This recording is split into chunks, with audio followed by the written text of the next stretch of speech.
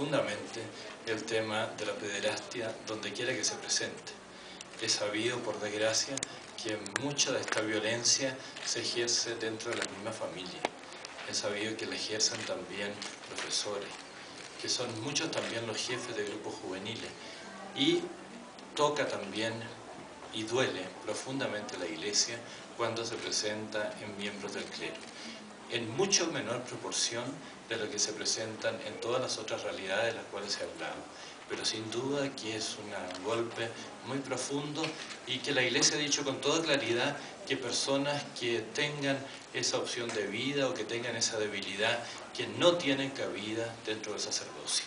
De manera que actualmente aún se ha dispuesto que cualquier problema que haya de ese tipo, que hay que llevarlo a la congregación de la doctrina de la fe en la Santa Sede para que se proceda en forma muy clara, muy definitiva.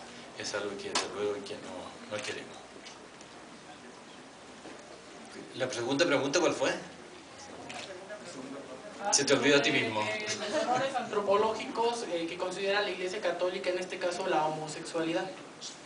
Bueno, sí está claro lo que hemos dicho siempre, digamos. O sea, que la Iglesia nunca va a condenar a una persona que tenga una tendencia homosexual, eso es claro. Por otra parte, que es evidente, por mucho que distintos gobiernos quieran decir lo contrario, de que el matrimonio es una unión entre un hombre y una mujer. Eso es una evidencia misma, en este momento está amenazada, hay parlamentos que quieren decir lo contrario, pero ya llegará el momento en el cual se reconozca que es evidente que desde todo punto de vista biológico, espiritual, etcétera, que hay que llamar matrimonio a lo que es matrimonio, y otras cosas son uniones. Hay muchos tipos de uniones, pero el matrimonio entre un hombre y una mujer. José Antonio Román, del periódico La Jornada. Cardenal Rodríguez, quisiera saber desde su perspectiva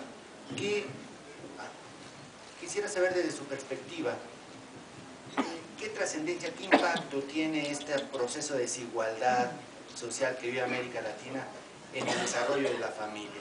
Porque hoy vemos familias de migrantes de México, Centroamérica y también de América del Sur totalmente desintegradas por un proceso de migración que en el fondo está la pobreza y la desigualdad en nuestros pueblos. Pero además, aquí en este congreso se ha escuchado mucho el papel de los laicos, pero no se ha escuchado una autocrítica por parte de la Iglesia. ¿Qué ha dejado de hacer la Iglesia en el proceso de evangelización para que la familia, cuando menos la de América Latina, esté en un proceso así de desintegración y con fenómenos de desigualdad, donde los empresarios no responden, donde los políticos tampoco, donde la clase política y la clase empresarial que tienen el poder económico no están respondiendo? Bien. Sí, prácticamente ahí podríamos hablar de toda la doctrina social de la Iglesia. De todas maneras, agradezco mucho ese enfoque porque apenas hace unos minutos terminábamos un panel donde una profesora de economía nos planteaba todas esas consecuencias que tiene la falta de familia para el desarrollo económico, para la misma pobreza. Y con estudios hechos y con estadísticas nos estaba demostrando, por ejemplo, que la salud física y la salud mental es enormemente mucho mejor en familias constituidas que en familias monoparentales o desintegradas.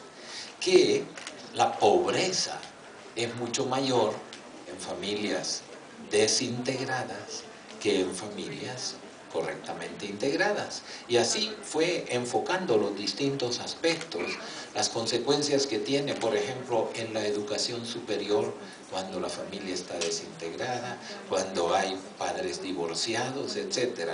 Son aspectos que muy poco enfoca la información y la prensa Y vale la pena concentrarse en esto. Yo les recomendaría mucho, cuando sean publicadas esas ponencias, les recomendaría mucho estos aspectos, porque le dan a ustedes un enfoque mucho más amplio, que vale la pena considerar.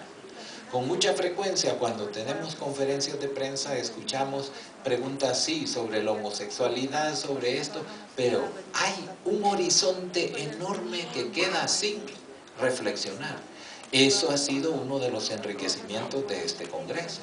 Por ejemplo, en este panel que apenas hemos terminado, se hablaba del papel educativo de la familia. Algunos lo reducen a la educación escolar.